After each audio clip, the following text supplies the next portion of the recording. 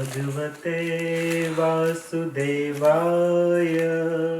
ॐ नमो भगवते वासुदेवाय। नमो भगवते वासुदेवाय। ॐ नमो भगवते वासुदेवाय। नमो भगवते वासुदेवाय। ॐ नमो भगवते वासुदेवाय। इस संसार में सच्चा मित्र उसे माना गया है जो किसी को उठा दे। अगर कहीं पे हरि नाम की चर्चा होती है और जिन लोगों को रुचि नहीं है, जो भगवान के भक्त नहीं है, वो कोई ना कोई बहाना लेके चले जाएंगे। लेकिन जिन लोगों को रुचि होती है वो पता चलने से आ जाते हैं और सोते हुए को भी उठा देते हैं। कथा करने के लिए ऊंचे आसन पर बैठना पड़ता है, उठा दिया और कथा कहने का अवसर प्रदान किया। कथा कहने से कहने वाले का भी उद्धार होता है, कहने वाले का भी कल्याण होता है। हृदय में भक्ति हो ना हो, लेकिन जीवा में भगवान की कथा के श्लोक आके विराजते हैं, भगवान का नाम आता है। तो अगर भक्ति हो या ना हो, जीवा में नाम तो आया। तो नाम सुनने से कल्याण होता है, नाम कहने से कल्याण होता है। हम लोग सुनते हैं, कहते हैं कि थोड़ा आगे जाएंगे तो एक जगह का नाम है रामा रामा, है ना? अब किसी को मालूम हो या ना मालूम हो कि राम भगवान का नाम है, लेकिन कह तो दिया रामा रामा। रामा रामा जाना है या हम रामा रामा में रहते हैं। तो भगवान का नाम ना जानने से भी अगर कोई ले ले तो भी उसका उद्धार हो जाता है, उसका कल्याण हो जाता है और वहीं से उसकी भक्ति भी प्रारंभ हो जाती है। तो जैसा आप लोगों ने पहले सुना कि श्रीमद् भागवतम को सुनने की पवित्र इच्छा हृदय में सौभाग्य से ही उत्पन्न होती है। हर किसी के हृदय में भागवत सुनने की इच्छा नहीं होती है, लेकिन जब मनुष्यों का सौभाग्य उत्पन्न होता है, कई जन्मों का या सारे जन्मों का, अभी तक जितने भी जन्म ले चुके हैं, जब सभी जन्मों का जब सौभाग्य उत्पन्न होता है, फल आ जाता है, तो श्रीमद् भागवतम की कथा के श्रवण की और कहने की इच्छा हृदय में उत्पन्न होती है। श्रीमद् भागवतम की कथा को सुनने के लिए अनुरोध करना पड़ता है।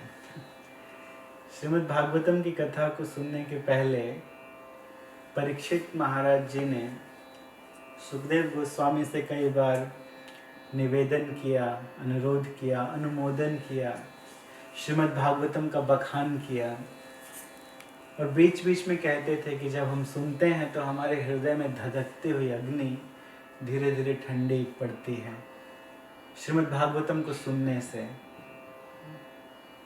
संसार विषानले दीवानी से हिया जले। संसार जो है विषानल है, विष की अग्नि है। विष जो है गर्म होता है। किसी को सर्प यदि काट ले, जैसे जैसे उसके शरीर में विष का प्रभाव होगा तो उसका शरीर अग्नि से जलने लगेगा, जलन उसके शरीर में उत्पन्न होगी। संसार विषानले। हम लोगों को इस संसार में बहुत प्रकार के सुख की अनुभूति जरूर होती है। अगर सुख की अनुभूति ना होती तो हम लोग यहाँ रहने की इच्छा भी नहीं करते। तो सुख की अनुभूति होती है इस संसार में, हमेशा होती है, लेकिन वो सुख जिसकी हम अनुभूति करते हैं इस संसार में, वो केवल सुख की परछाई है, वास्तविक सुख की केवल शैडो है। तो वास्तविक सुख है नहीं इस संसार में। देवा निसे हिया जले, किसी न किसी दुख में सब देवा निसे दिन रात जल रहे हैं, हृदय जल रहा है। प्रभुपाद जी का ये जो भजन है, ये फेवरेट भजन है। जिस भजन की ये लाइन है, हरि हरि विफले जन्म गवाइनो। नरोत्तम दास ठाकुर जी कहते हैं कि हरि हरि, भगवान की याद करके कहते हैं। हम लोग भी कभी राम राम कहते हैं, किसी से मिलते हैं तो राम राम कहते हैं, राम राम। पहले के ज़माने में राम राम कहते थे, अभी हेलो हाय कहते हैं, पहले राम राम कहते थे। भक्त लोग हरे कृष्णा कहते हैं, हम लोग मिलते हैं क्या कहते हैं, हरे कृष्णा। राम राम भी कहते थे लोग। अयोध्या में आप जाइए तो राम राम जय श्री राम कहेंगे। नरोत्तम दास ठाकुर कहते हैं कि हरि हरि। कभी कभी कोई दुख में होता है तब भी राम राम कहता है, राम राम राम। ये क्या हो गया, ये क्या कर दिया, हे राम राम राम। तो खुश में भी राम राम और दुख में भी राम राम कहना तो ऐसा ही चाहिए। तो नरोत्तम दास ठाकुर जी भी कहते हैं हरि हरि विफले जन्म गवाइनी। जन्म मनुष्य को बहुत मुश्किल से मिलता है, मनुष्य जन्म बहुत मुश्किल से मिलता है। ना जाने कल क्या होगा, कल कौन सा जन्म मिलेगा, कुछ कह नहीं सकते हैं इस जन्म के बाद। डिस्कवरी चैनल देखते हैं, इंडिया में डिस्कवरी चैनल चलता है एनिमल्स का। यहाँ पे कौन सा चैनल, एनिमल चैनल, हाँ एनिमल प्लैनेट है चैनल, एनिमल प्लैनेट। उसमें कभी कभी आप लोग देखते होंगे किसी जानवर को किसी बड़े शक्तिशाली जानवर ने पकड़ लिया है और ब्लड निकलता है, वो जानवर चिल्लाता है। जो सिंह है बहुत शक्तिशाली है, टाइगर्स ये शक्तिशाली हैं, और ये कभी कभी पकड़ लेते हैं किसी कम शक्तिशाली जानवर को, और वो चिल्लाता है, हाय चिल्लाता है। जो भी चिल्लाता है मनुष्य हाय हाय करेगा, लेकिन वो अपनी भाषा में हाय हाय करता है। कितना कष्ट होता होगा किसी जीवित प्राणी का ब्लड घंटों तक सिंह पीता रहता है, तो दर्द तो होता होगा। हरि हरि विफले जन्म गवाई। मानुष जन्म मिला है और इसको यदि गवा देंगे, अगले जन्म में क्या बनना पड़ेगा कोई गारंटी नहीं। अगला जन्म कैसा मिलेगा कोई गारंटी नहीं। और ऐसा नहीं कि हम मरने के बाद वापस मनुष्य बनेंगे, बन सकते हैं मनुष्य, चांसेस हैं, बन सकते हैं, लेकिन चांसेस बहुत कम है मनुष्य बनने के। अगर भगवान का धाम मिल जाए तो कहना ही क्या, तब तो सारा झंझट खत्म, फिर तो केवल अमृत वर्षा होगी। गोलोक वृंदावन धाम में केवल भगवान के साथ बैठेंगे, आनंद की लीलाएं होंगी, भगवान के साथ खाएंगे पिएंगे बैठेंगे उठेंगे, कल्प वृक्ष के नीचे बैठे रहेंगे भगवान के साथ। इसकी तो कल्पना नहीं कर सकते हैं हम लोग कल्प वृक्ष की यहाँ, लेकिन ऐसा वृक्ष है कल्प वृक्ष जो मनुष्यों की सारी इच्छाएं पूरी कर देता है। उस वृक्ष के नीचे बैठकर केवल पके हुए आम खाने की इच्छा को वो पूरा नहीं कर सकता, वो सारी इच्छाओं को पूरा कर सकता है, जितनी इच्छाएं हो जाए। कल्प वृक्ष के नीचे बैठकर इच्छा हो जाए कि मिशन वे में एक विला चाहिए, तो वो भी मिल जाएगा, तुरंत मिल जाएगा। कुछ भी इच्छा है हृदय में कर लो, सारी इच्छाएं पूरी हो जाती हैं। और वैसे ही कामधेनु गाय हैं गोलोक वृंदावन की, वैकुंठ की, तो वहां चले जाएं तो कहना है क्या, लेकिन जब तक यहाँ हैं जुराइते न कोई न उपाय। जल रहे हैं संसार में और कोई उपाय समझ में नहीं आ रहा है कि ये विषानल कैसे खत्म होगा। तो नरोत्तम दास ठाकुर जी कहते हैं मानुष जन्म पाया। हम लोगों ने कैसा जन्म प्राप्त किया है? मानुष जन्म। प्रहलाद महाराज जी कहते हैं ये बहुत दुर्लभ है, आसानी से प्राप्त नहीं होता है मानुष जन्म। मानुष जन्म पाया राधा कृष्ण ना भजिया। मानुष जन्म पाकर भी अगर हम राधा कृष्ण ना भजें, हरि हरि विफले जन्म गवाए। राधा मानुष जन्म पाया राधा कृष्ण ना भजिया, जानिया सुनिया विष खाए। अगर हम राधा कृष्ण को ना भजें तो जानबूझ के हम पॉइजन ले लें कि इसको पीने से मरते हैं, फिर भी लोग पी लेते हैं। हम लोग शिवजी नहीं हैं जो कंठ में पचा लेंगे। तो वैसा है, जानबूझ के अगर भगवान का भजन ना करें तो जानिया सुनिया विष खाए नहीं। लेकिन भाग्य से पुण्य कर्मों के पूरे हो जाने पर श्रीमद् भागवतम की कथा और श्रवण, कथा को कहने का, श्रवण करने का अवसर प्राप्त होता है, कहने सुनने का। इसको भी संकीर्तन कहते हैं। संकीर्तन, जहाँ संग में कुछ कहा सुना जाए तो संकीर्तन कहते हैं। हम लोग श्रीमद् भागवतम के 10वें स्कंद से कुछ सुनिएंगे और ये अध्याय 11 है, जहाँ से पहले हम लोगों ने समाप्त किया था वहीं से प्रारंभ करेंगे। जो आप लोगों ने पहले सुना था उसके आगे की कथा सुनेंगे। पिछली बार जो सुना था आगे की कथा सुनेंगे, श्रवण करेंगे। लोखलम विकर्षन्तं दाम्ना बद्धं स्वमात्मजं विलोक्य नन्दः प्रहसत् वदनो विमोच्यः।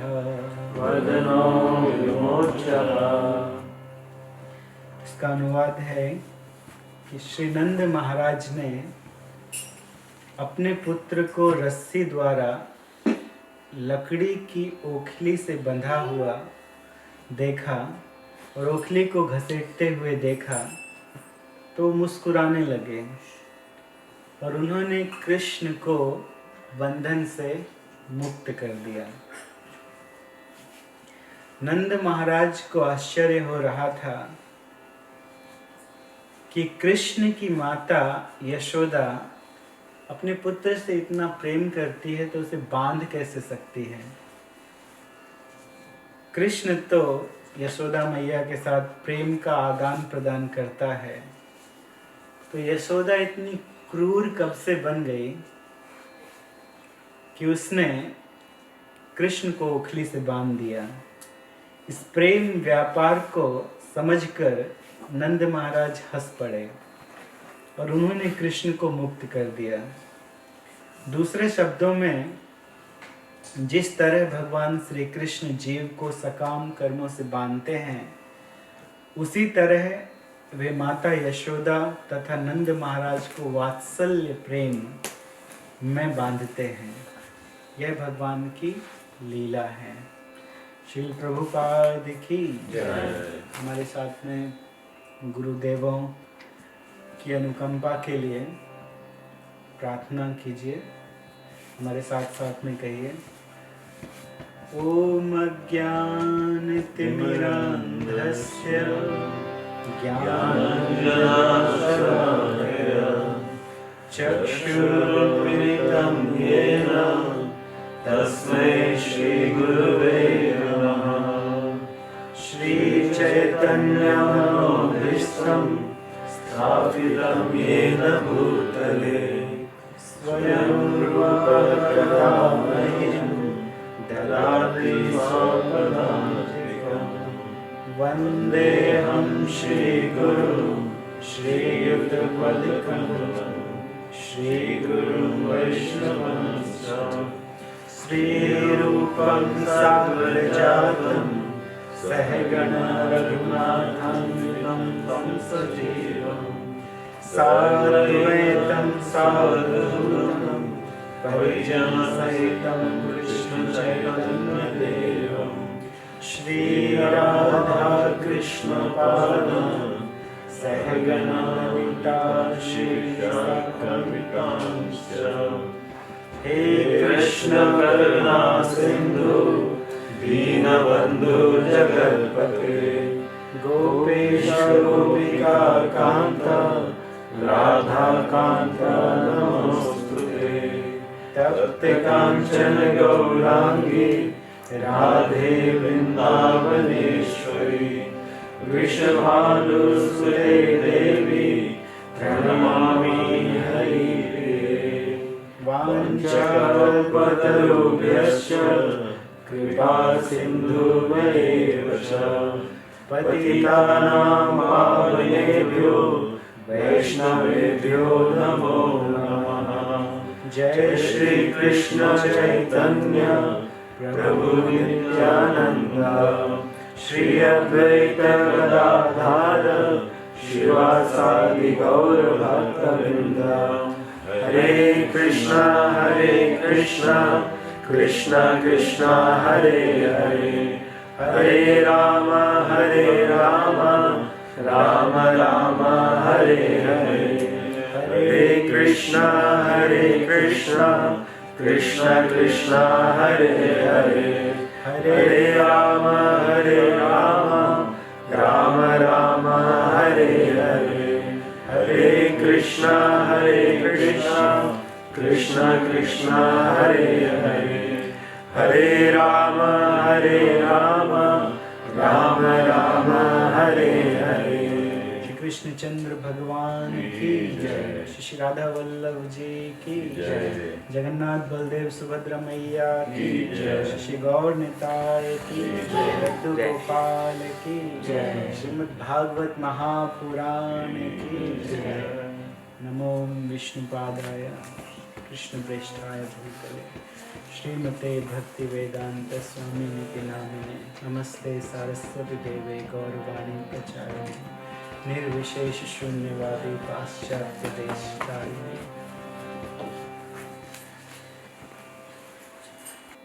ये भी नाम संकीर्तन है क्योंकि इसमें भगवान का नाम बारंबार आता है, भगवान का नाम भी गाया जाता है। तो ये जीवन का उद्देश्य है, अंतिम उद्देश्य है कहना चाहिए।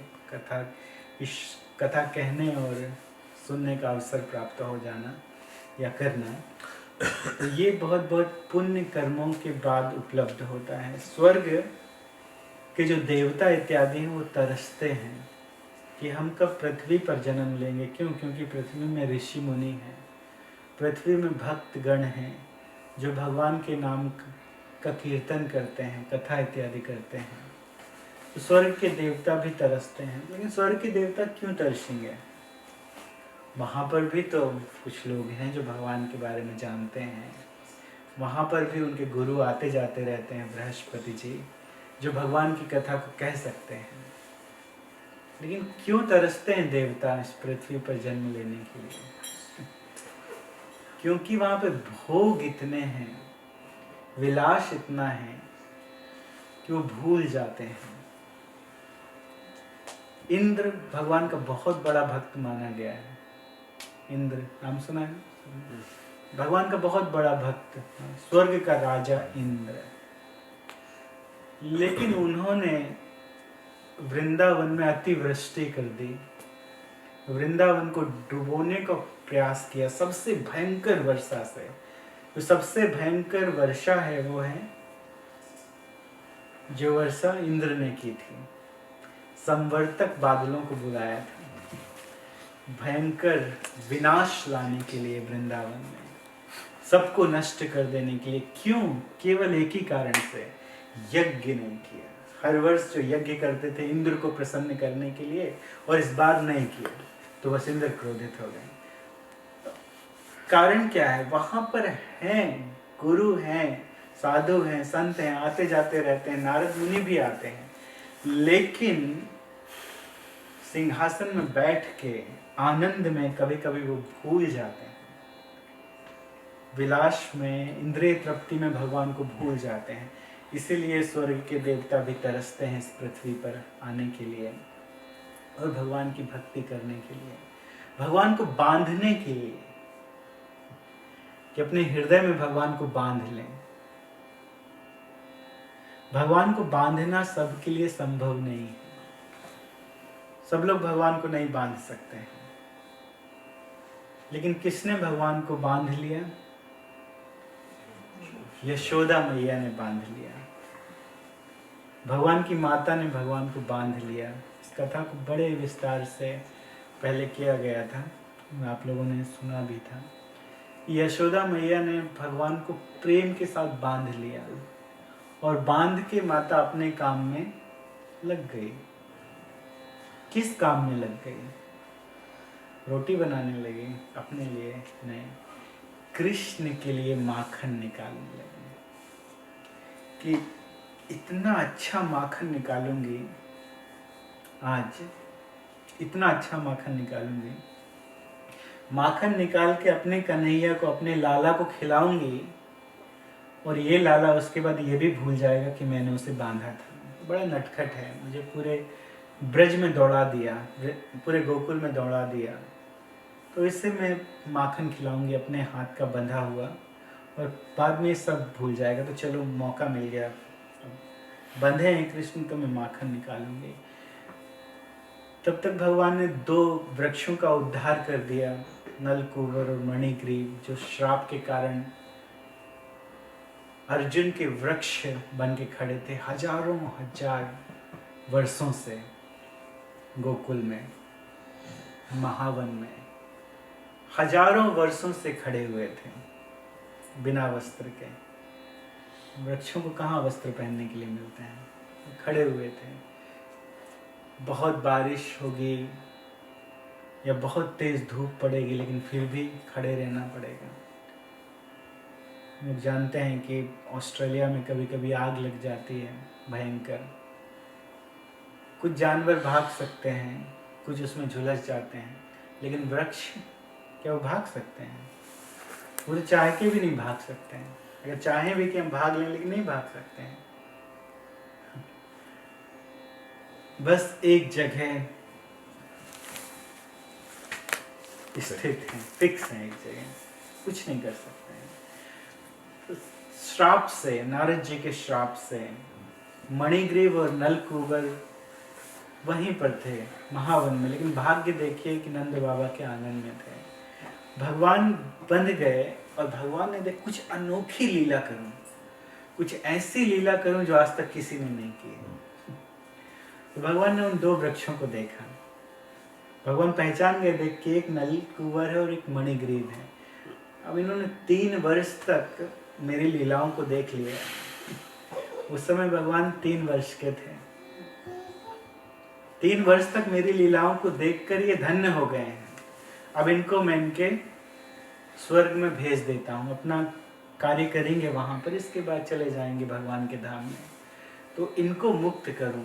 ये अनोखी लीला कैसे होगी? अनोखी लीला ऐसे है, कोई व्यक्ति जो स्वयं बंधा हो वो किसी को क्या मुक्त करेगा? कर सकता है? अब हमें बांध दे यहाँ पे और बोले कि जाके किसी बंधे हुए व्यक्ति को खोल दो, तो क्या हम खोल पाएंगे? हम तो खुद ही बंधे हैं।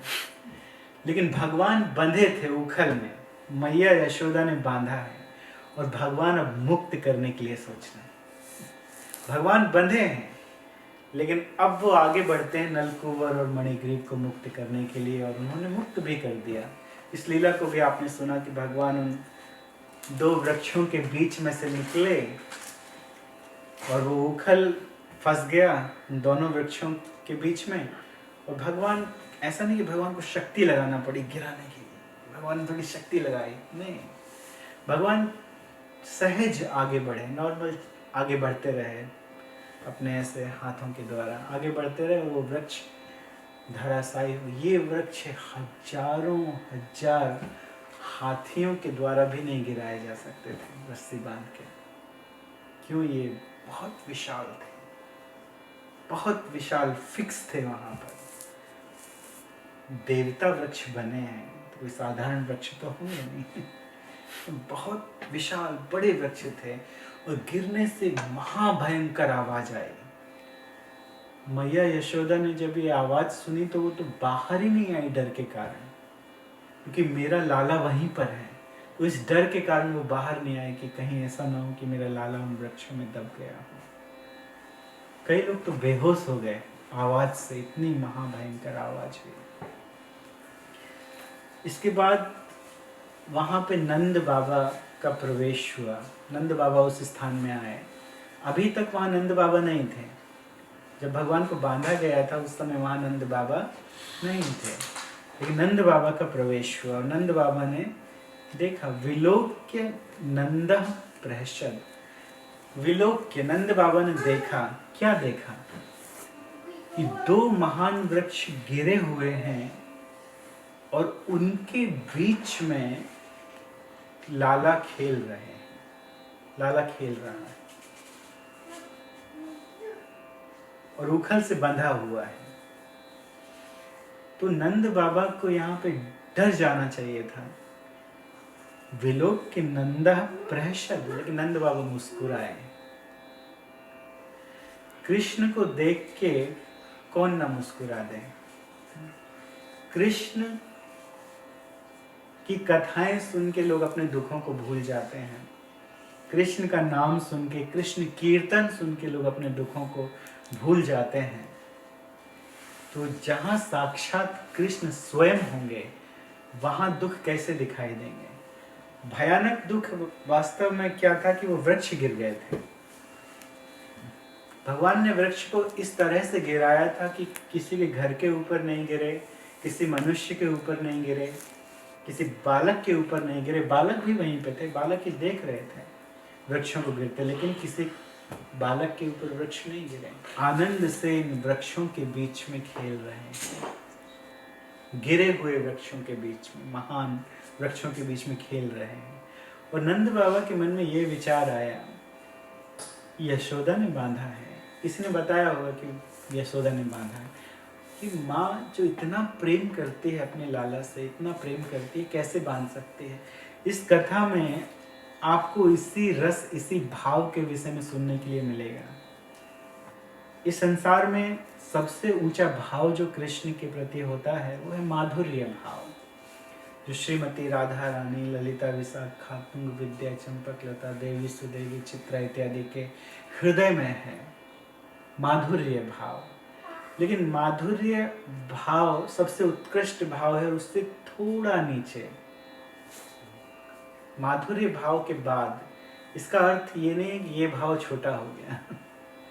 माधुर्य के उपरांत आता है, लेकिन ये भी बहुत उत्कृष्ट है, अपने आप में बहुत उत्कृष्ट भाव है।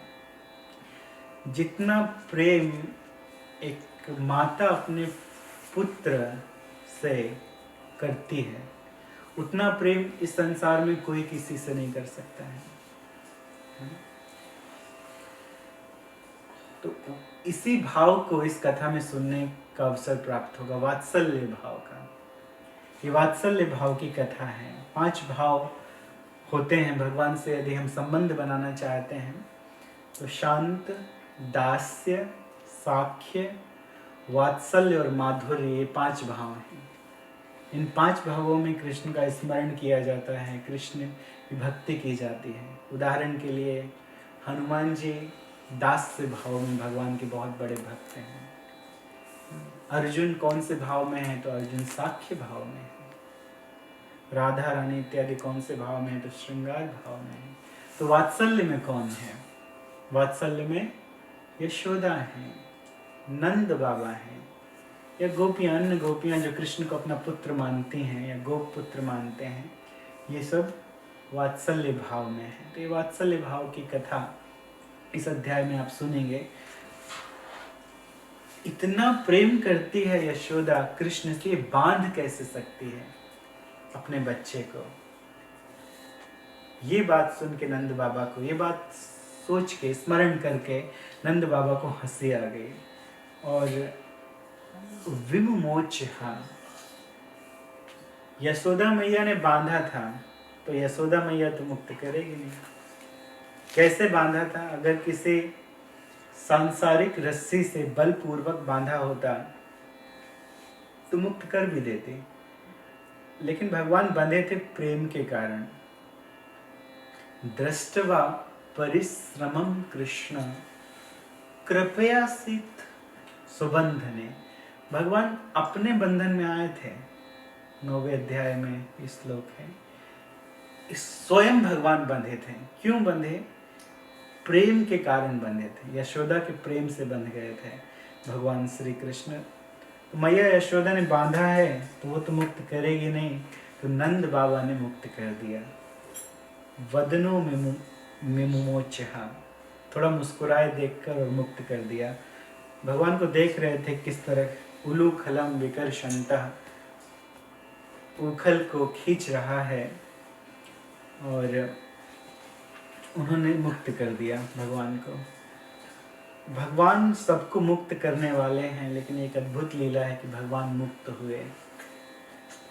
भगवान को कोई बांध नहीं सकता है, लेकिन एक अद्भुत लीला है कि यशोदा मैया ने भगवान को बांध दिया। अब एक अद्भुत लीला आप सुनेंगे जहाँ भगवान नाचते हैं। इस संसार में वास्तव में हम सब नाच रहे हैं और रस्सियां हैं कृष्ण के हाथों में। इस संसार में हम सब नाच रहे हैं। भगवत गीता के 7वें अध्याय के 14वें श्लोक में दैवी हेषा गुणमयी मम माया दुरत्यया, भगवान कहते हैं कि देवी हेषा गुणमयी, मेरी माया शक्ति है, मेरी ही माया शक्ति है। 3 गुणों वाली, सतोगुण, रजोगुण, तमोगुण, ये 3 गुण होते हैं। हम इस संसार में कुछ भी करते हैं इन 3 गुणों के आश्रित होकर ही करते हैं। हमेशा हम लोग बंधे हुए हैं 3 गुणों में, सत्वगुण, रजोगुण और तमोगुण में बंधे हुए हैं। ये गुण आते जाते रहते हैं हम लोगों में। कभी कभी हम एकदम सत्वगुण में आ जाते हैं। कहा भी जाता है काल का भी प्रभाव होता है, सुबह सुबह सत्वगुण प्रधान है, तो कभी कभी हम सत्वगुण में आ जाते हैं। हमारे हृदय में भगवान का भजन करने की, पूजा करने की, यज्ञ करने की जिज्ञासा उत्पन्न होती है। एक उदाहरण के द्वारा समझिए कि किसी व्यक्ति के हृदय में यज्ञ अनुष्ठान करने की इच्छा हुई कि हम यज्ञ करते हैं, सत्वगुण है। उन्होंने बुलाया, पंडित जी को बुलाया और यज्ञ प्रारंभ किया, तो सत्वगुण चल रहा है, हृदय में इच्छा है कि हम यज्ञ करें। बीच में पंडित जी ने थोड़ी पूजा की और कहा अब हम संकल्प करेंगे। संकल्प में आप लोगों की जो इच्छाएं हैं वो मांग लीजिए। जहां मांगने की बात आ गई वहां पे रजोगुण उत्पन्न हो गया। अब यजमान ने सोचा कि चलो मांग लेते हैं, क्या मांगे। हृदय में इच्छा हुई थी हमें यज्ञ करना है, अनुष्ठान करना है।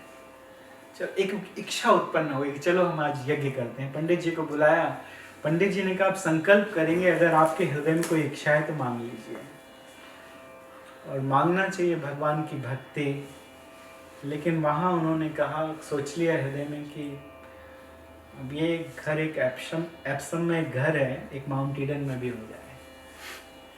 भगवान आपने ये घर दिया है, ये आपका दिया हुआ है, अगले साल इसकी इक्विटी इतनी बढ़ा दीजिए कि हमें, इक्विटी कहते हैं घर का जो वैल्यू बढ़ती है, इतनी बढ़ा दीजिए कि माउंट ईडन में 1 मिलियन का घर, 1.5 का घर खरीदें। तो यहाँ रजोगुण उत्पन्न हो गया। सत्वगुण से प्रारंभ हुआ था, लेकिन रजोगुण उत्पन्न हुआ बीच बीच में। इसके बाद पंडित जी गए पूजा करके, पंडित जी भूल गए अपना हवन कुंड ले जाना वापस। तो जब पंडित जी लौट के आए तो उन्होंने क्या देखा कि पति पत्नी के बीच में बड़ा भयंकर महायुद्ध चल रहा था। अभी अभी पूजा समाप्त हुई है, लेकिन अब झगड़ा होने लगा। तो तमोगुण, तो 1-2 घंटे में ही सतोगुण भी आया, रजोगुण भी आया, तमोगुण भी आ गया। तो ये गुण आते जाते रहते हैं। हमारे कर्मों के अनुसार हमें गुण प्राप्त होते हैं। कभी कभी कोई सत्वगुण प्रधान होता है, कोई रजोगुण प्रधान होता है, कोई तमोगुण प्रधान होता है। जो व्यक्ति बहुत गुस्सा करे, बात बात पे झगड़ा करे, बात बात पे गालियां दे, समझिए कि वो तमोगुण प्रधान है। जिसकी बहुत बड़ी बड़ी महत्वाकांक्षाएं हैं, हम इच्छाएं भी कह सकते, तो महत्वाकांक्षाएं थोड़ा भारी शब्द हो गया। बहुत सारी इच्छाएं हैं, एक के बाद एक, एक के बाद एक, एक के बाद एक, रजोगुण में है। और जो शांत है, शांत व्यक्ति है, जिसके हृदय में ज्यादा इच्छाएं नहीं है, जितना मिल जाए उसमें ही संतोष कर ले, वो सत्वगुण में है। लेकिन ये गुण व्यक्ति को प्राप्त भी होते हैं तो पूर्व जन्म की सुकृति और दुष्कृति के अनुसार प्राप्त होते हैं। कैसे कर्म किए, सुकर्म किए, दुष्कर्म किए, क्या किए हैं, उसके अनुसार हम लोगों को इस संसार में विशेष प्रकार के गुण प्रदान किए जाते हैं। और डोरी है भगवान के हाथ में, नचा रहे हैं भगवान, विशेष प्रकार के गुणों में रख के भगवान हमें नचा रहे हैं और हम लोग नाच रहे हैं। अपनी इच्छाओं को हृदय में रख के उनकी पूर्ति के लिए नाच रहे हैं। संसार विषानले देवा निशि हिया चले, जोराइते ना कोई न उपाय। कोई उपाय समझ में नहीं आता है। इच्छाओं की पूर्ति जैसे जैसे करते जाते हैं, इच्छाएं भी बढ़ती जाती हैं, लेकिन उनमें से कुछ लोग भगवान की शरण में आ जाते हैं। भगवान की शरण में आने के बाद भी या आते हैं 4 प्रकार के लोग, कुछ इच्छाओं के कारण भी आते हैं।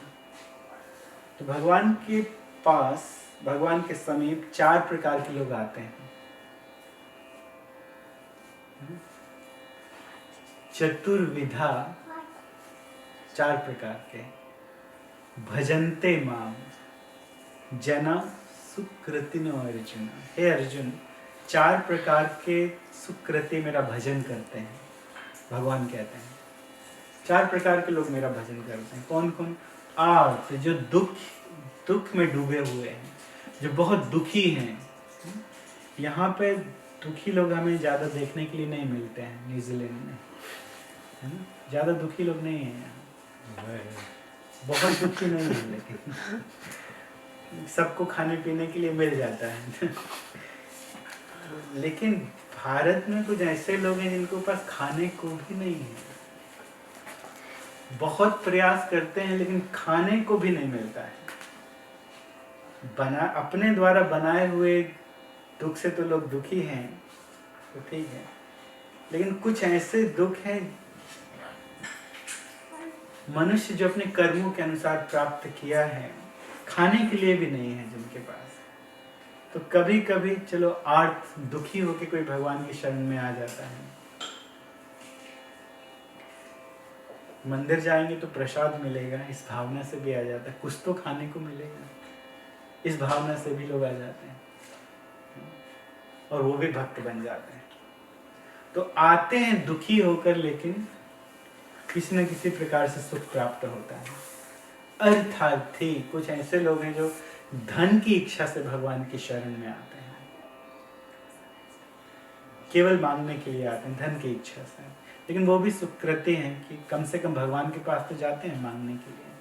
कोई बेटा यदि मांगे तो अपने पिता से ही मांगेगा ना। पिता हमस्य जगतो धाता, माता पिता माँ, मैं ही सब कुछ हूँ, मेरे पास ही आओ, भगवान कहते हैं। कुछ चाहिए फिर भी मेरे पास आओ। जिज्ञासु, उससे भी श्रेष्ठ जिज्ञासु, जिनके हृदय में जिज्ञासा है जानने के लिए कि भगवान कौन है, हम लोग कौन है, कहाँ से आए हैं, कहाँ जाना है। जाने योग्य जगह कौन कौन सी हैं, जिनके हृदय में ये सब जिज्ञासाएं हैं। होती है ना कभी कभी जिज्ञासा कि हम लोग कौन हैं, शरीर कैसे हाथ हम उठा लेते हैं, बस खाते जा रहे हैं, खाते जा रहे हैं, खाते जा रहे हैं। या कभी कभी कोई निकल गया अचानक शरीर से, कोई किसी के देह निकल से प्राण निकल गए, कहाँ गया आदमी। ये सब जिज्ञासाएं उत्पन्न होती हैं कभी कभी हृदय में कि वास्तव में हम लोग कौन हैं, कहाँ से आए हैं, कहाँ जाना है। चौथा है ज्ञानी, जो अपने ज्ञान के कारण भगवान की शरण में आता है। एक तो ज्ञान होता है थोथा ज्ञान, किताबों को पढ़ लिया, किताबी ज्ञान, किताबों को पढ़ लिया, ये ज्ञान आता जाता रहता है, फिर पढ़ लिया निकल गया, फिर से पढ़ लिया फिर निकल गया। लेकिन 12वें अध्याय में भगवान क्या कहते हैं, ज्ञान, जो ज्ञान आत्मा का साक्षात्कार कराने वाला है, जो विज्ञान युक्त है, जिस ज्ञान में आने के बाद व्यक्ति नीचे नहीं गिरता है अपनी स्थिति से, ऐसा ज्ञान। लेकिन ठीक है, जो भी ज्ञान भगवान के पास पहुंचा दे, भगवान की शरण में लेकर आ जाए, वो ज्ञान ही है। तो इन चारों में कौन कौन से प्रकार के लोग, जो दुखी हैं, जिन्हें धन चाहिए, जो जिज्ञासु हैं और ज्ञानी हैं, भगवान कहते हैं इन सब में मुझे ज्ञानी सबसे ज्यादा प्रिय है। इन चारों में भगवान को कौन प्रिय है, ज्ञानी, क्योंकि अपने ज्ञान के कारण वो भगवान की शरण में आया है। एक श्लोक भी है इसका, तेसाम ज्ञानी नित्य युक्तः एक भक्तिर विशिष्यते, एकमात्र भक्ति के कारण भगवान की शरण में आया है। तेसाम ज्ञानी नित्य युक्तः एक भक्तिर विशिष्यते प्रियो ही ज्ञानिनो त्यर्थम अहम सचमम प्रिय, मेरे ही समान जानो उसे, भगवान कहते हैं, क्योंकि वो मुझ में और मैं उसमें निवास करता हूँ। जो अपने ज्ञान के कारण भगवान की शरण में आया है, वास्तविक ज्ञान के कारण, भगवान कहते हैं कि उसमें मुझे जानो और मुझ में उसे जानो, वो मुझे बहुत प्रिय है। बहुत प्रकार के भक्त हैं, लेकिन इनमें से जो श्रेष्ठ भक्त हैं, धीरे धीरे श्रेष्ठ होते होते भगवान कहते हैं भगवान को कौन सबसे ज्यादा प्रिय है। तो आदि पुराण में भगवान बताते हैं कि भगवान को कौन प्रिय है। एक बार अर्जुन से भगवान कहते हैं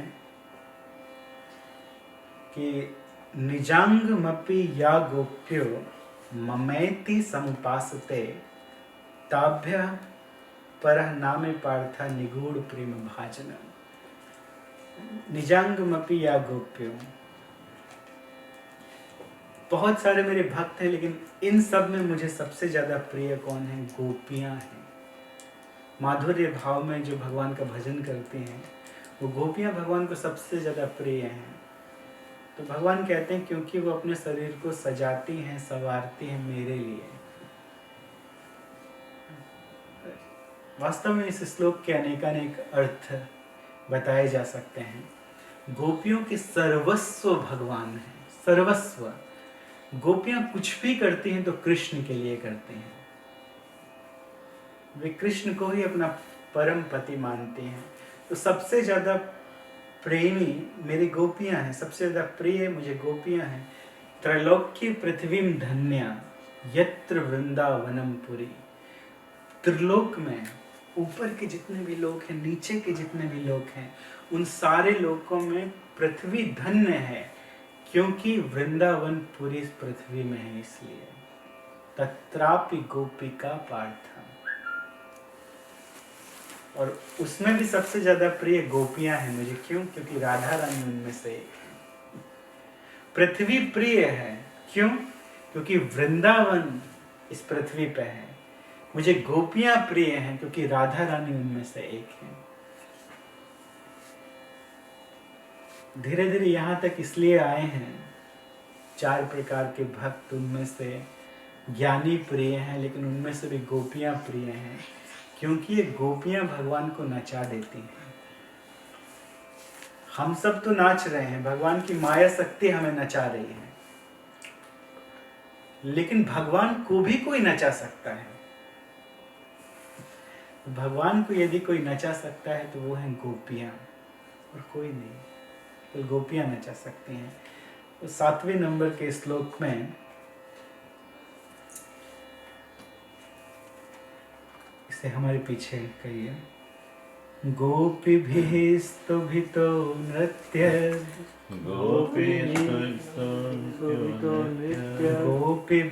स्तुभितो नृत्य, भगवान बालवत् क्वचित्, उद्गायति क्वचिन्मुग्धः, तद्वसो दारुयंत्रवत्।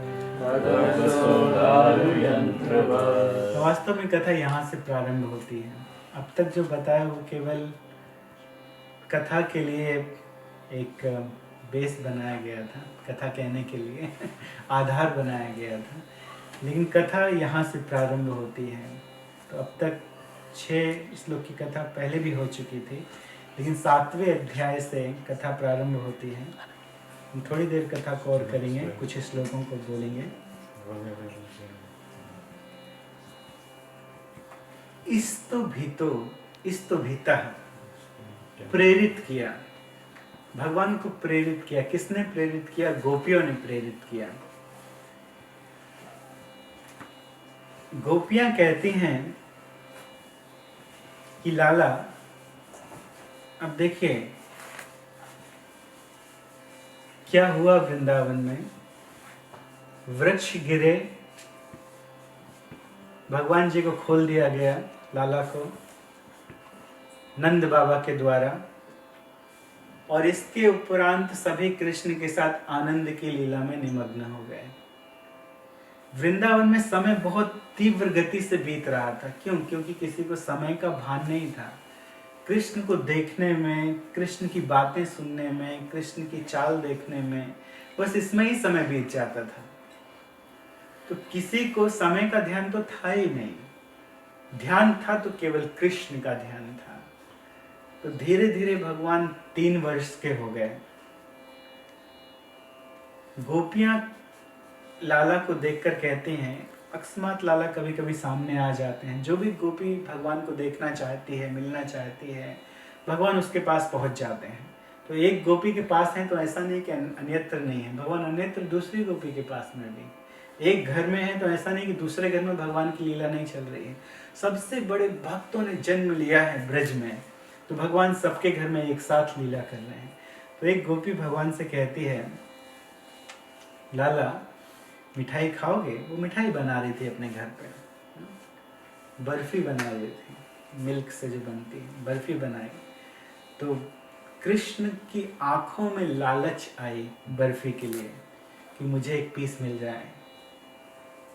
तो गोपी ने कहा चाहिए, ऐसे उठाई बर्फी बनाते या जो भी है काट रही होगी, तो एक पीस उठा के कहा कि कृष्ण चाहिए?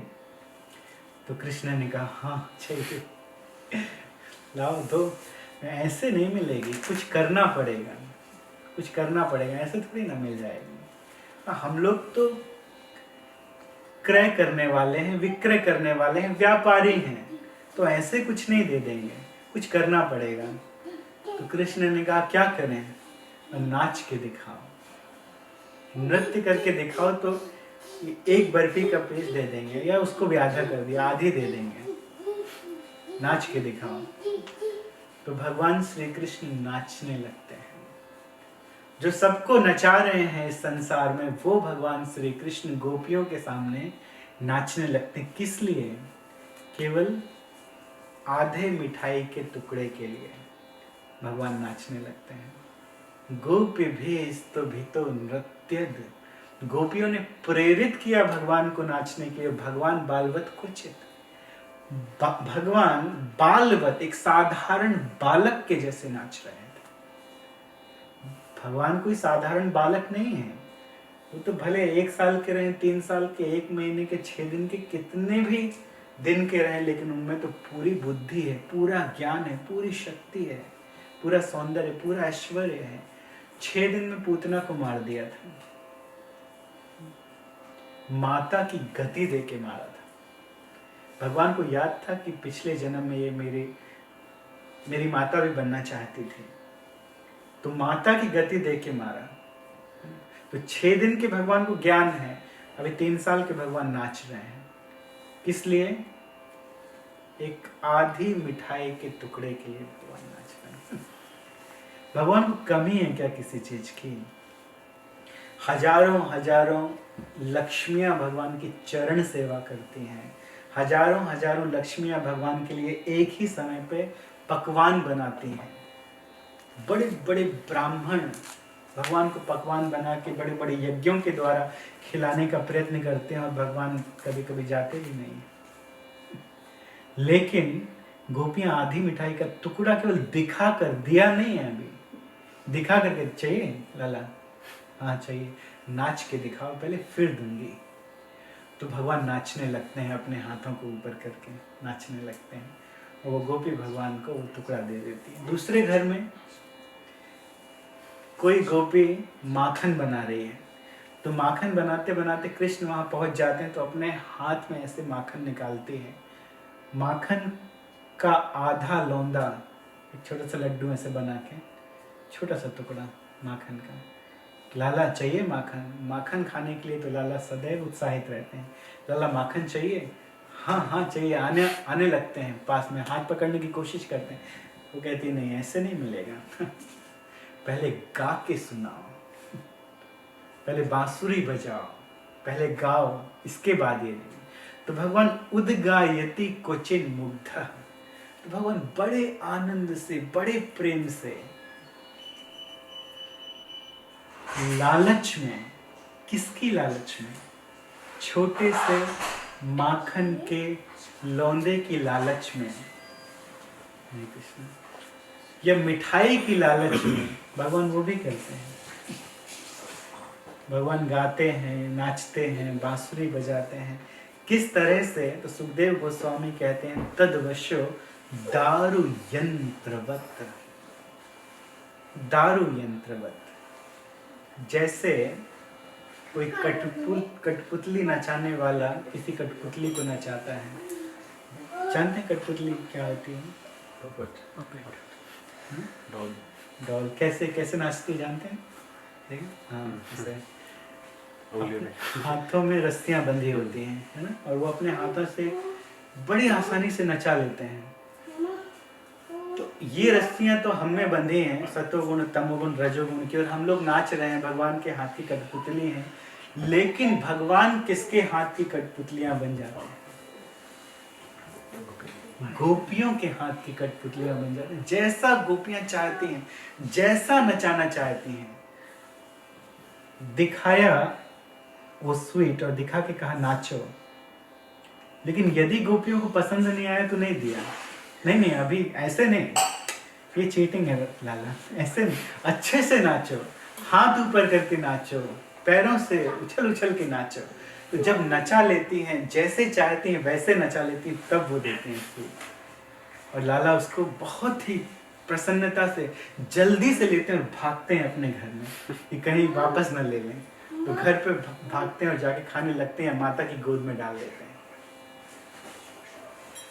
कि मैया ये मैंने कमाई की है, ये मैंने कमाया है, आई हैव अर्न दिस, मैंने कमाया है ये। तो जाके मैया की गोद में डाल देते हैं। और भगवान क्या करते हैं? विभर्ति क्वचिदा ज्ञाप्ता पीठ कोन मान पादुकम बाहुछेपम चकुरुते स्वनाम च प्रीतिमावहन।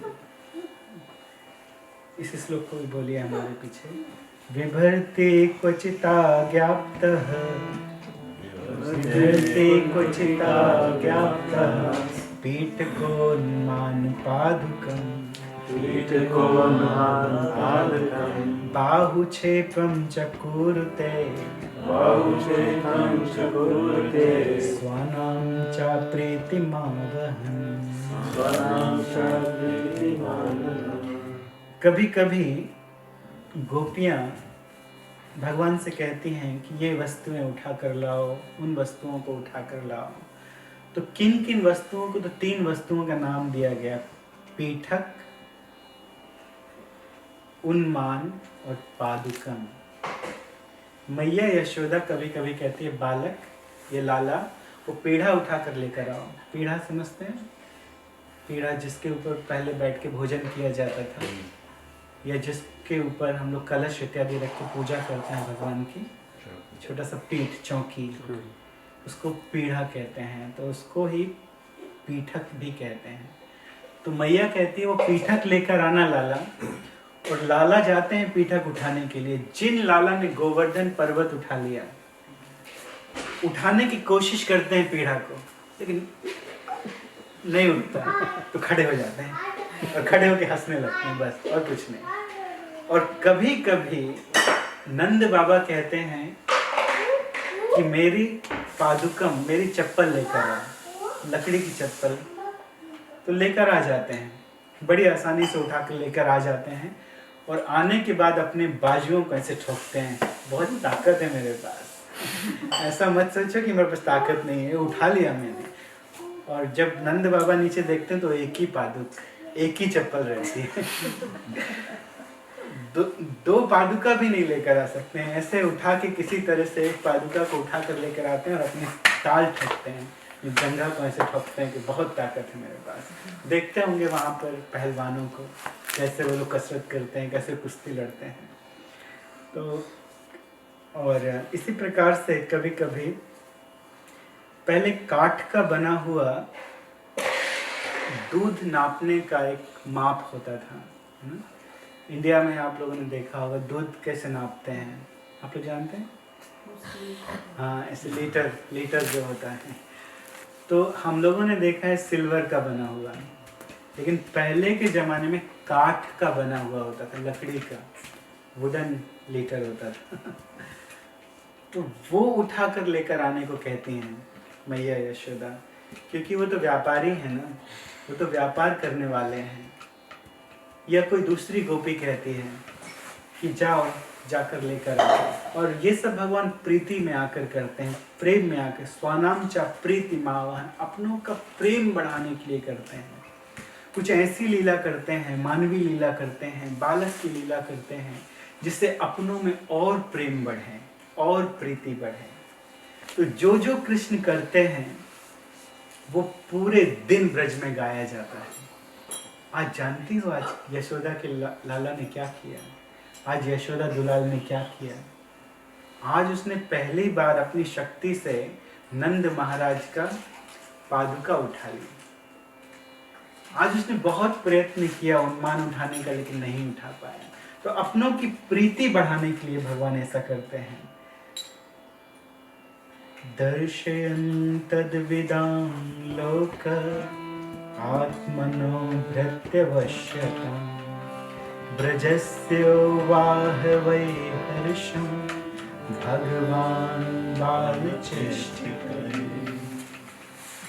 दर्शयन् तद्विदां लोक, इस तरह से भगवान सारे जगत को दिखला रहे हैं कि भगवान अपने भक्तों के वश में, भगवान अपने बड़े भक्तों के वश में। इसी तरह का एक श्लोक आया था उसी अध्याय में, जिस अध्याय में भगवान श्री कृष्ण को मैया यशोदा के द्वारा बांधा गया था, 9वां अध्याय में। तो उस अध्याय का जो श्लोक था, एवं संदर्शिता ह्यंगा हरिना भृत्य वश्यता स्ववसेनापि कृष्णेन यस्येदं सेश्वरे वश। इसका अर्थ ये है कि जिन भगवान के वश में इंद्र हैं, ब्रह्मा हैं, शिव आदि देवता हैं, वो भगवान अपने भक्तों के वश में है, साधारण ग्वाल बालों के वश में है, साधारण गोपियों के वश में है, यशोदा के वश में है। तो ये भगवान ने दिखा दिया। एवं संदर्शिता ह्यंग, हे परीक्षित महाराज, सुखदेव गोस्वामी कहते हैं सारे संसार को भगवान ने दिखा दिया कि मैं अपने भक्तों के वश में हूँ। कैसे दिखाया? यशोदा जी के द्वारा बंध कर दिखाया। यहाँ भी भगवान दिखा रहे हैं, वो नाप उठाकर भगवान दिखा रहे हैं, वो चप्पल लेकर आके भगवान दिखा रहे हैं या भगवान से कुछ वस्तुएं नहीं उठती हैं, तो भगवान दिखा रहे हैं कि मैं अपने भक्तों की प्रीति बढ़ाने के लिए ये सब लीलाएं कर रहा हूँ। तो जानो मैं अपने भक्तों के वश में हूँ। भृत्य वश्यताम ब्रजस्व वाहि वै हर्षम। इस तरह से प्रतिदिन भगवान अपने भक्तों का, ब्रजवासियों का भगवान हर्ष बढ़ाते हैं, भगवान सुख बढ़ाते हैं। भगवान बाल चेष्टित, भगवान के कार्यकलापों के द्वारा उनका हर्ष बढ़ता है। कुछ भी भगवान करते हैं तो उनको आनंद की अनुभूति होती है, उनको बहुत अच्छा लगता है। अब और किसी दूसरे भगवान का भजन वृंदावन में नहीं हो रहा है, अब केवल कृष्ण की लीला ही देख रहे हैं। वे सोचते हैं कि जब से ये लाला पैदा हुआ है, जब से इस लाला ने जन्म लिया है, हम लोगों की धर्म से रुचि उठ गई है। क्यों? हम लोग अब भगवान की भक्ति करते ही नहीं हैं। इतना आसक्त हो गए हैं इस लाला में कि अब हम ना मंदिर जाते हैं, ना कोई कथा सुनते हैं, ना कोई कर्मकांड करते हैं। क्यों? ये लाला हमें मोहित करके रखा है। लेकिन वो नहीं जानते हैं कि ये लाला ही पूर्ण पुरुषोत्तम भगवान है, और भगवान की माया शक्ति उन्हें जानने भी नहीं देती है। तो हमें कथा 2 और श्लोकों की करना थी आज।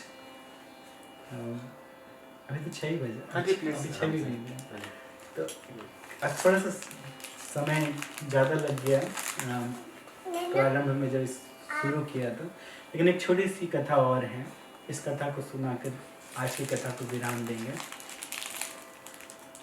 कि आप लोगों ने सुना होगा मथुरा में एक स्त्री रहती थी। उस स्त्री का काम था फल बेचना, फल बेचने वाली स्त्री थी।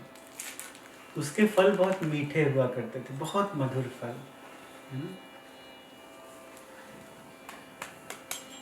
फल सब जगह मिलते हैं, लेकिन कहीं कहीं फलों में बहुत स्वाद होता है। न्यूजीलैंड में आप धनिया की पत्ती को अपने नाक के पास में भी लाइए, लेकिन फिर भी खुशबू नहीं आएगी। और भारत में कहीं दूर रखी होगी, बिक रही होगी, लेकिन आपको दूर से खुशबू आ जाएगी। आलू में भी खुशबू और स्वाद। यहाँ आलू में कोई स्वाद होता है? तो तरह तरह का मसाला डालना पड़ता है स्वाद लाने के लिए। लेकिन भारत में टमाटर में भी स्वाद है। कृष्ण बलराम मंदिर के बाजू से निकलिए तो गुलाब की खुशबू आएगी। यहाँ आप रोज गार्डन में भी चले जाइए, फिर भी आपको सुगंध नहीं आएगी। तो उस स्त्री के पास जो फल थे वो बहुत स्वादिष्ट थे, बहुत स्वादिष्ट थे। और वो चाहती थी मथुरा के ब्रज के बालकों को प्रसन्न रखना। तो अपने सिर में, यद्यपि बूढ़ी हो चुकी थी, लेकिन अपने सर में प्रतिदिन एक टोकरी रखती थी और टोकरी रख के जाती थी उस स्थान में जहाँ ज़्यादा बालक रहते हैं, और वहाँ पे वितरण करती थी। तो बालक जैसे ही देखते थे कि ये माता आ रही है, सब दौड़ के आ जाते थे घर से निकल के, और उसके चारों तरफ खड़े हो जाते थे अपनी आंखों में लालच लेकर।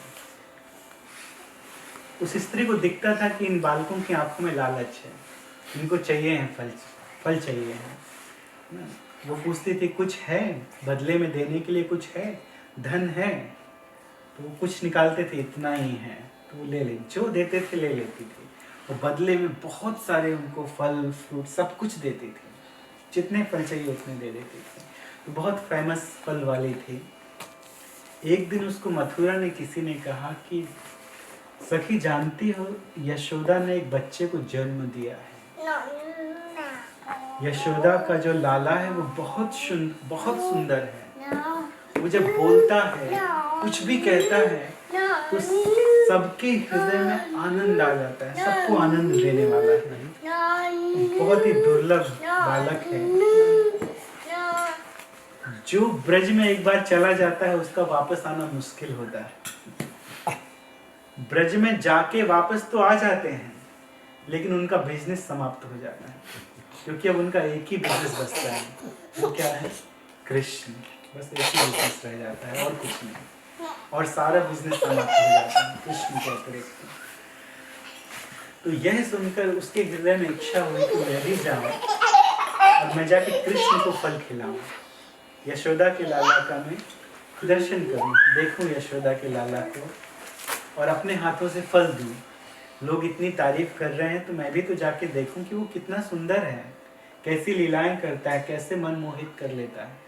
तो लोगों से सुना और वो एक दिन सुबह सुबह अपने सिर में फल रखकर ब्रज की तरफ निकल पड़े, गोकुल की तरफ निकल पड़े। यमुना नदी में गए, किसी तरह से हाथ से उसने नाव बनाई, लकड़ी इत्यादि को रख के उसके ऊपर केले के पत्ते बिछाए और यमुना को पार किया। उस स्थान से यमुना को जब पार किया तो पार करने के बाद उस स्थान से गोकुल 7 माइल दूर था। वो गई 7 माइल दूर चल के गई अपने सिर में बहुत सारे फल लेकर और गोकुल में घूमने लगी। फल ले लो, फल ले लो, फल ले लो। कृणीहि भो फलानीति श्रुत्वा सत्वरमच्युता। कृणीहि वो फलानीति, ये फल ले लो, बहुत सुंदर फल हैं, बहुत अच्छे फल हैं, बहुत स्वादिष्ट हैं। आम ले लो, आम ले लो, केले ले लो, संतरे ले लो, इस तरह से बोल रही थी। लेकिन कृष्ण के बारे में सुना था कि कृष्ण इतने सुंदर हैं, तो बीच बीच में कहती थी गोविंद दामोदर माधव ले लो री, गोविंद दामोदर माधव ले लो री, गोविंद दामोदर माधव ले लो री। कृष्ण के पास जाना है, अपने फल कृष्ण को खिलाना है। वो ये भी भूल गई कि मुझे ये बोलना है कि संतरे ले लो, केले ले लो, आम ले लो। क्या कहती है? गोविंद दामोदर माधव ले लो री। वृंदावन की सभी स्त्रियों की हालत ऐसे ही थी। गोपियां जब निकलती हैं अपने सिर में दही की मटकी लेकर, कहना क्या चाहिए कि दही ले लो री, दही ले लो री, दही ले लो री। आप इंडिया में रहे ना? आप रहे इंडिया में? कहाँ पे थे? इंडिया में, हरियाणा में।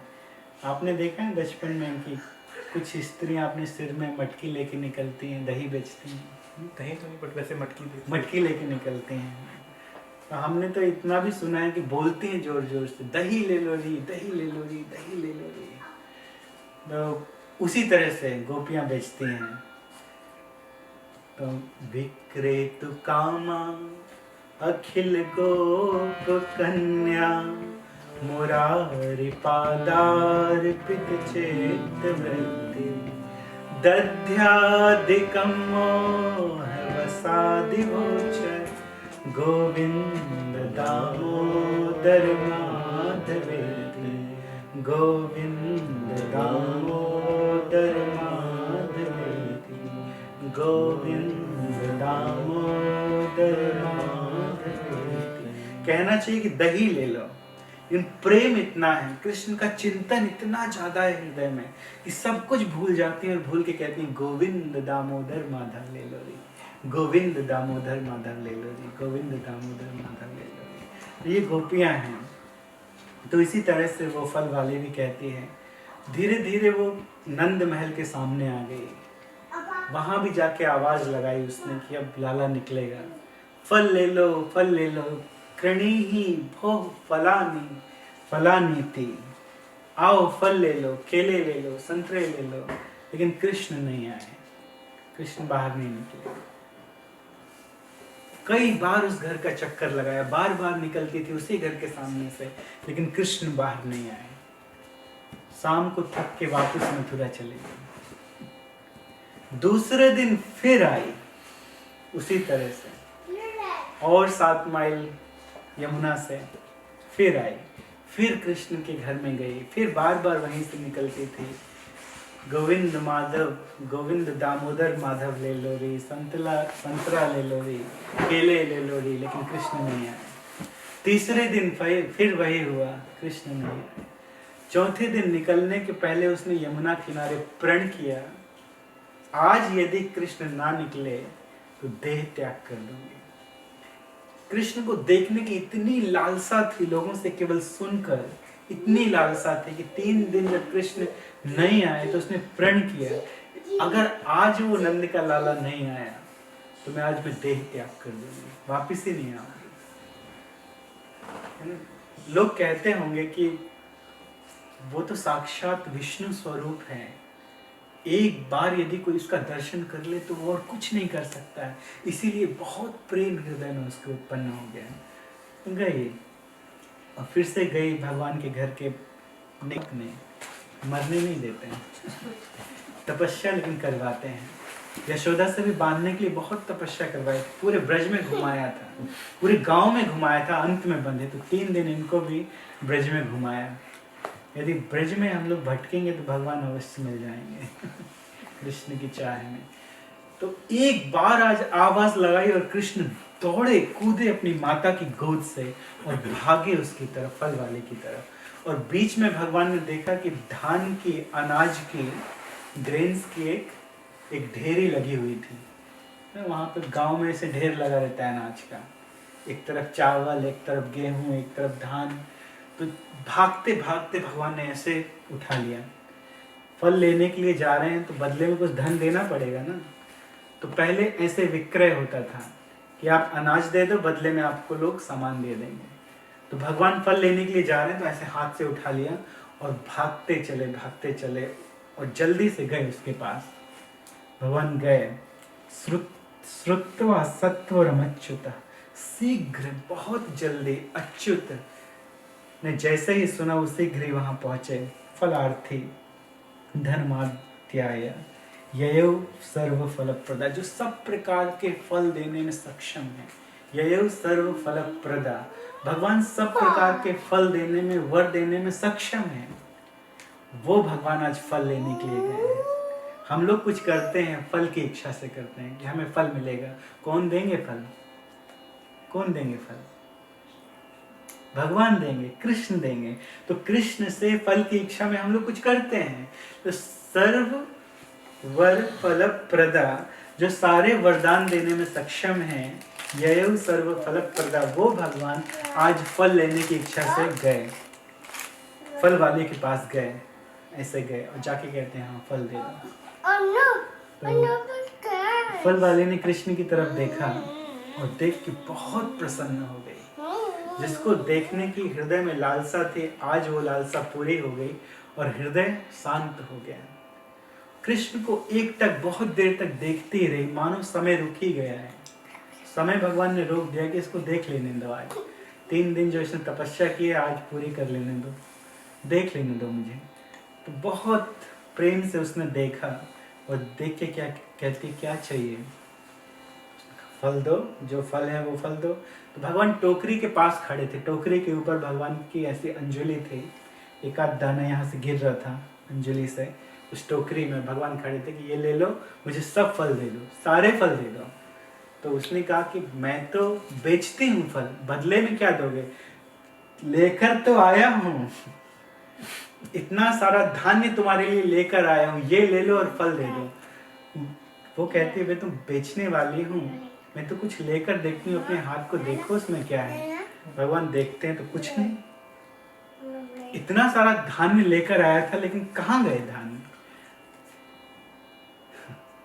सब तो गिर गए। देख रहे हैं ना, इस तरह भगवान अंजलि लेकर आए थे तो यहाँ से सारे धान्य गिर गए, कुछ नहीं बचा। 1-2 जो धान्य थे वही टोकरी में गिरे होंगे। वो फल वाली भी चालाक थी, वो चाहती थी कृष्ण को अपनी गोद में बैठा लेना। तो आई थी कृष्ण को देने के लिए, उसे क्या अनाज चाहिए अब कृष्ण से, जिसको सारे धन मिल गए, अब उसे क्या धन चाहिए? वो कहती है देखो मैं बदले में कुछ तो लूंगी, कुछ तो देना पड़ेगा, क्या चाहिए? एक बार तुम मुझे माता कह दो और मेरी गोद में आकर बैठ जाओ तो मैं फल दे दूंगी, जितने फल चाहिए सारे फल दे, लेकिन मुझे माता कह दो और मेरी गोद में आकर एक बार बैठ जाओ। भगवान कभी ये विचार नहीं करते हैं कि ये नीची जाति में जन्मा है, ये ऊंची जाति में जन्मा है। भगवान के लिए सब समान है, केवल हृदय में भक्ति होना चाहिए। लेकिन भगवान एक अभिनय कर रहे हैं कि मैं नंद बाबा का पुत्र हूँ, यशोदा का पुत्र हूँ, ऊंचे कुल का हूँ। दूसरे लोग देखेंगे तो हंसेंगे, ये जो फल बेचने वाली है ये लोअर कास्ट की है, तो लोग हंसेंगे मेरे ऊपर कि अरे उसको माँ बोल दिया। तुम किसके बेटा हो? यशोदा के बेटा हो कि वो फल वाले के बेटा हो? किसके बेटा हो? तो भगवान यहाँ वहाँ देखते हैं, कोई देख तो नहीं रहा है। मैं इसको माता बोलूँगा, इसकी गोद में बैठूँ, कोई देख तो नहीं रहा है। अभिनय कर रहे हैं भगवान केवल, लेकिन हृदय से भगवान चाहते हैं उसकी गोद में बैठना। तो भगवान जल्दी से गए, जल्दी से उसकी गोद में बैठे,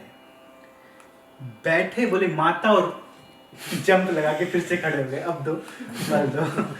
भगवान ये बता रहे हैं कि देख मुझे फल चाहिए, मैं फल का भूखा हूँ, मुझे फल दो। गए उसकी गोदी में बैठे, और माता ऐसा कहा और तुरंत छलांग लगा दी और वापस सामने जाके कहते हैं फल दो। जैसे ही भगवान के मुख से निकला उसके लिए माता, तो वो तो बहुत प्रसन्न हो गई, बहुत प्रसन्न हो गई। उसका हृदय प्रफुल्लित हो गया, आंखों से प्रेम भरी अश्रुधार बहने लगी जब उसने माता सुना, कृष्ण की तोतली वाणी में माता सुना।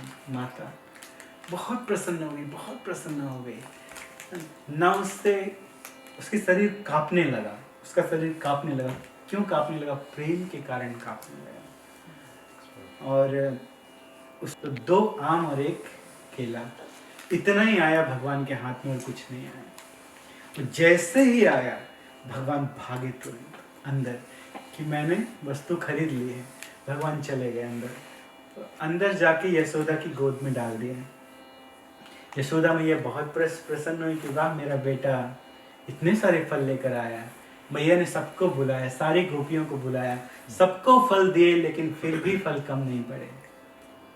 केवल 2 आम और 1 केला ही था, लेकिन हजारों गोपियों को बांट दिया, लेकिन उसके आंचल में अभी भी फल थे। सब गोपों को फल दिए, लेकिन अभी भी उसके आंचल में फल थे। माता ने ये विचार नहीं किया कि ये केवल 3 फल लाया था, ये कम क्यों नहीं हो रहे। माता का उस तरफ ध्यान ही नहीं था कि ये कितने फल लाया था।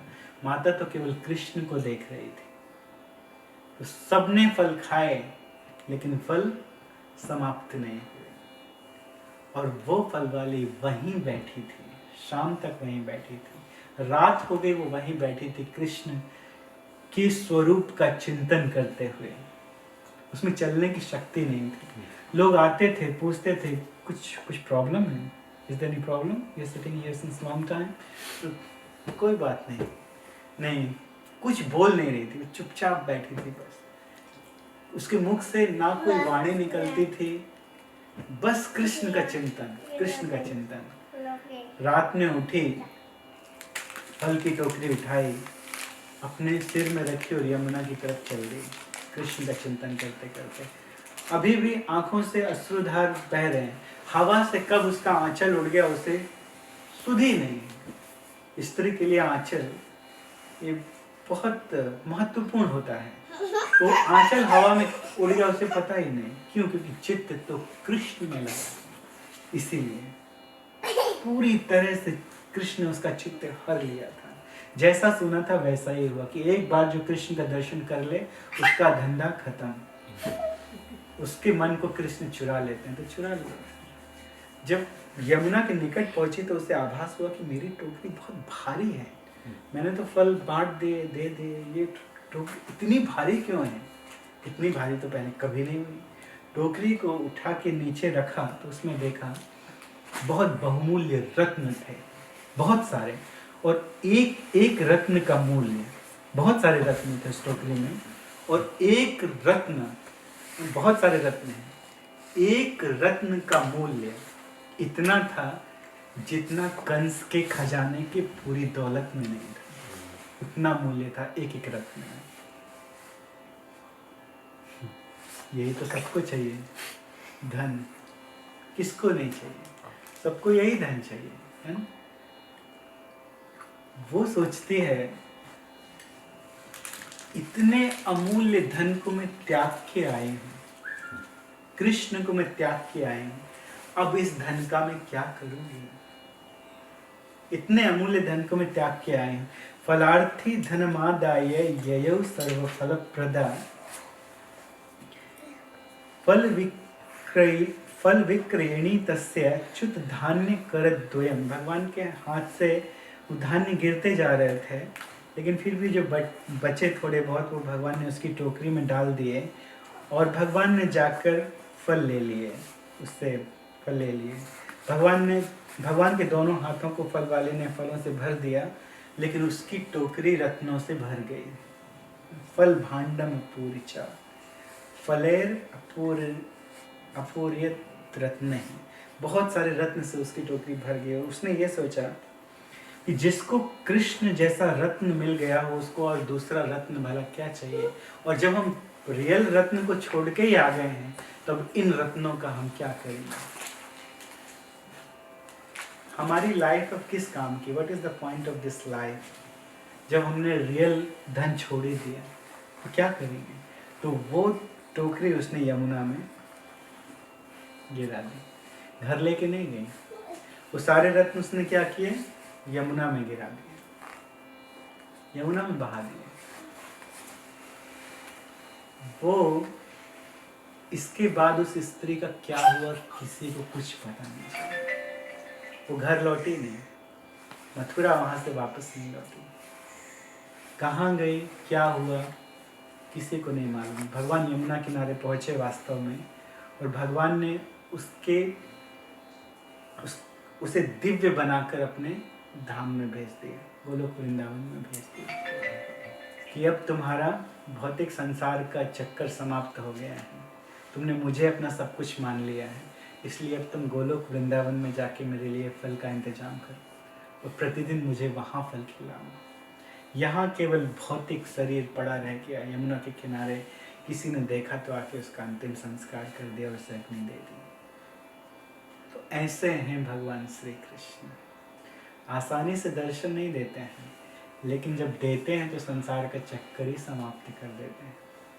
भगवान सब कुछ देते हैं। अगर वो चली गई होती रत्न लेकर मथुरा, तो शायद उस दिन उसे गोलोक में, ऐसे तो मथुरा में है तो भगवान के धाम में ही है, वैकुंठ में ही है, तो उसको तो मिलना ही था वैकुंठ धाम। लेकिन उसने उस धन को छोड़, यद्यपि वो धन भी ट्रांसेंडेंटल था क्योंकि वो कृष्ण ने दिया था, लेकिन कहा कि हम इस रत्न का क्या करेंगे जब हम अपने सबसे अमूल्य रत्न को हमने छोड़ दिया, तो इस रत्न का हम क्या करेंगे। तो भगवान ने कहा ठीक है, फिर तुम परम रत्न के पास चले जाओ। तुरंत गोलोक वृंदावन भेज दिया। तो बहुत अच्छे, बहुत सुंदर कथा है। केवल 2 ही श्लोकों में है, लेकिन बहुत सुंदर कथा है। तो जो कुछ भी है हमारे पास सब कृष्ण का है, हमें कृष्ण को अर्पित करना है। यत् करोसि यदस्नासि यज्जुहोसि ददासि यत् तपस्यसि कौन्तेय तत्पुरुषमदर्पणम् पत्रं पुष्पं फलं तोयं यो मे भक्त्या प्रेक्षति तदहं भक्तियुक्तमस्नामि प्रयतात्मा। जो प्रेम से देते हैं कृष्ण ग्रहण करते हैं। पत्रम पुष्पम फलम तोयं। हरे कृष्ण। कृष्णचंद्र भगवान की जय, श्री भागवतम की जय, श्री प्रभुपाद की जय। हरे कृष्ण। तो प्रश्न हो तो कर सकते हैं। हमको आरती करेंगे।